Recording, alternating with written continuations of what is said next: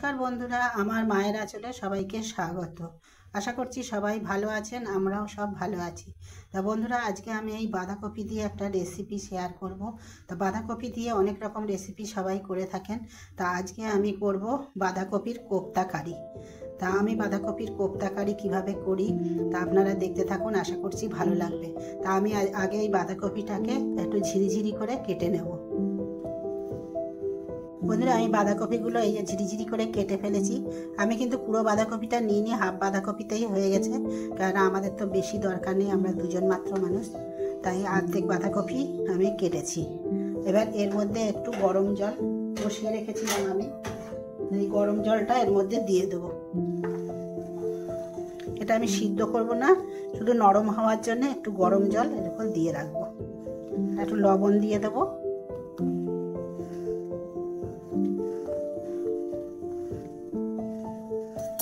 দিয়ে এটাকে একটু ঢাকা দিয়ে রেখে দেবো। সিদ্ধ করলে একদম নরম হয়ে যাবে, তাই জন্য শুধু গরম জলে ভিজিয়ে রাখলাম। আর এখানে আমি মটর ডাল ভিজিয়ে রেখেছিলাম কালকে, তাই মটর ডালটা এবার একটু বেটে নেব।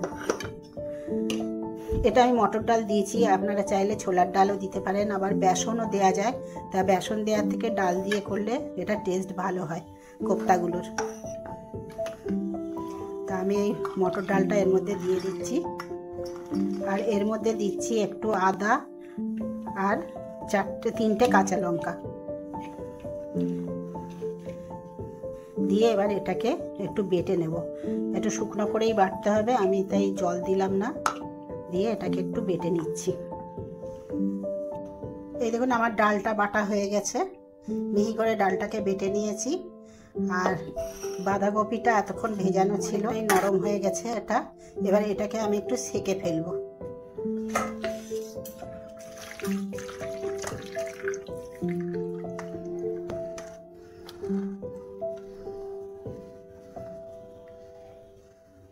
একটু সেকে ফেললাম, জলটা ঝরে যাক।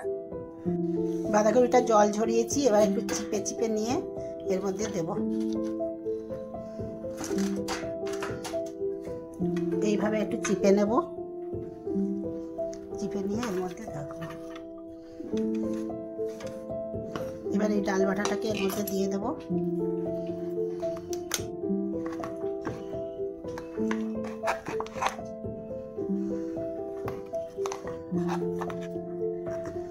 সমস্ত ডাল বাটাটা এর মধ্যে দিয়ে দিয়েছি। এবার দেব একটু লবণ,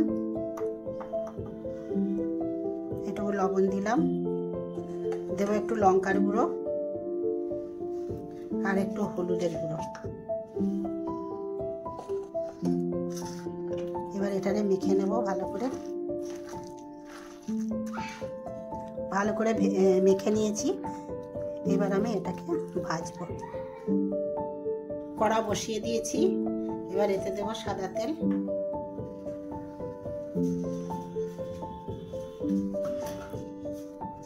তেলটা একটু গরম হলে তারপর আমি বড়াগুলো ভাজবো। তেলটা গরম হয়ে গেছে, এবার আমি কোপ্তাগুলো দিয়ে দেবো।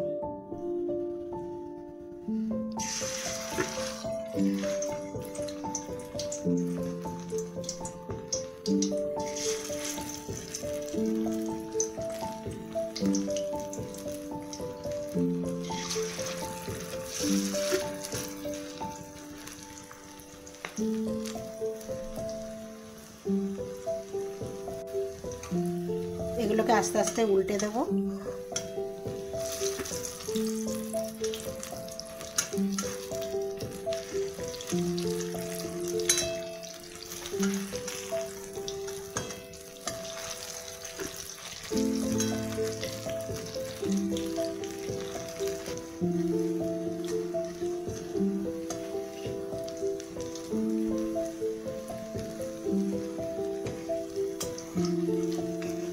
বাঁধাকপির কোপ্তাগুলো হয়ে গেছে।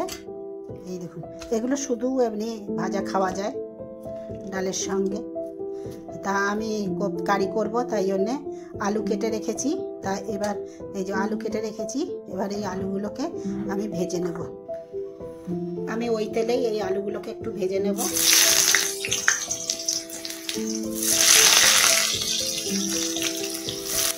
এর মধ্যে একটু লবণ দেবো।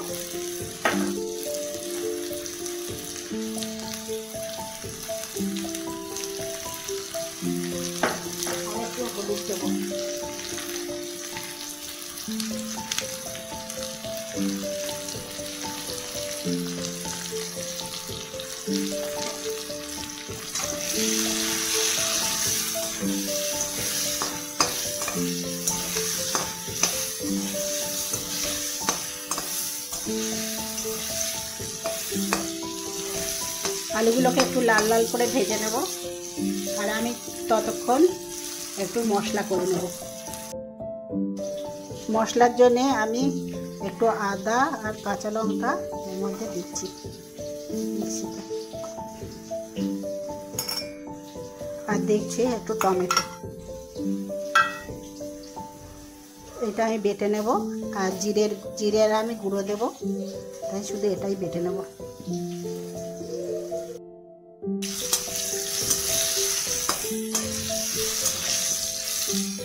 আলুটা ভাজা হয়ে গেছে, আলুটা আমি তুলে নেব।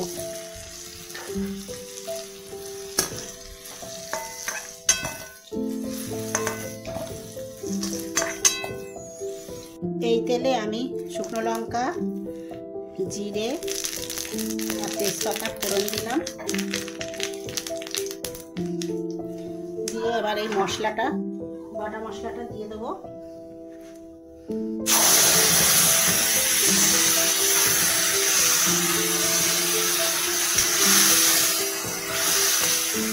একটু জল দেব, জিরের গুঁড়ো দেবো 1 চামচ, লবণ দেব,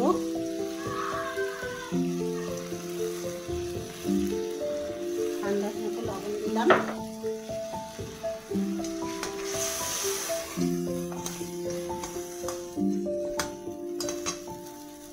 এবার একটু চিনি দেব,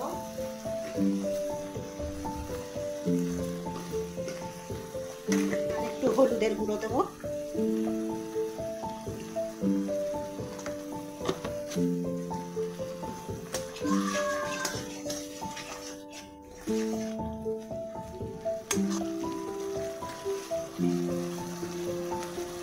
এবার কটা মটরশুঁটি ছাড়িয়ে রেখেছিলাম এর মধ্যে দিয়ে দেবো।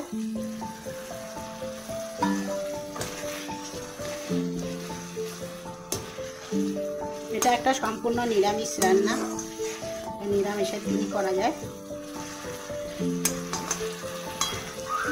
মশলাটা কষিয়ে নিয়েছি, এবার এর মধ্যে এই ভেজে রাখা আলুগুলো দিয়ে দেবো। আলুগুলো দিয়ে একটু কষিয়ে নেব।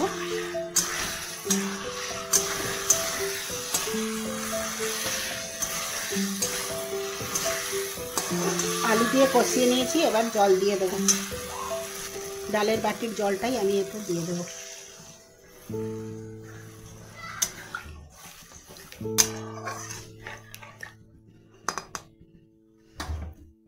আর একটু জল দিতে হবে।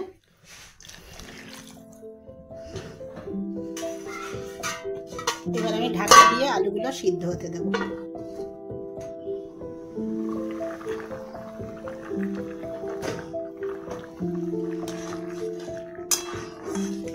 একটু নেড়ে দিলাম, আলুগুলো দেখি সিদ্ধ হয়েছে নাকি।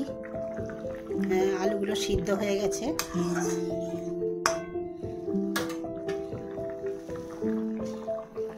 এবার আমি একটু ধনেপাতা দিয়ে দেবো।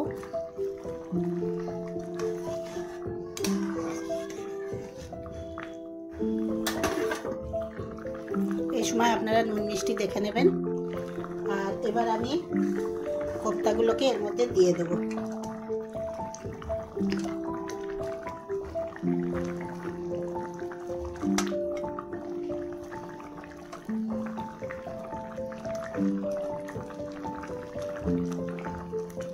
কোপ্তাগুলো দিয়ে বেশিক্ষণ ফোটাবো না, একটুখানি রেখে নামিয়ে ফেলবো।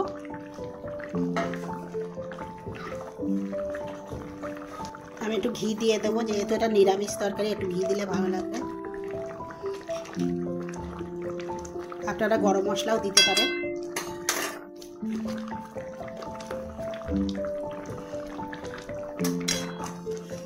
আমার বাঁধাকপির কোপ্তা কারি হয়ে গেছে, এবার আমি এটাকে নামিয়ে ফেলবো। এই দেখুন বন্ধুরা, আমার বাঁধাকপির কোপ্তা কারি হয়ে গেছে, আর কত সুন্দর হয়েছে দেখুন। আর এটা খেতেও খুব ভালো লাগে। তা আপনারা এইভাবে বাড়িতে বাঁধাকপি রান্না করে খেয়ে দেখবেন, আর নিশ্চয়ই ভালো লাগবে। আর ভালো লাগলে লাইক করবেন, কমেন্ট করবেন, আর শেয়ার করবেন, আর সাবস্ক্রাইব করে দিয়ে আমার চ্যানেলের পাশে থাকবেন। আর এতক্ষণ সঙ্গে থাকার জন্যে ধন্যবাদ।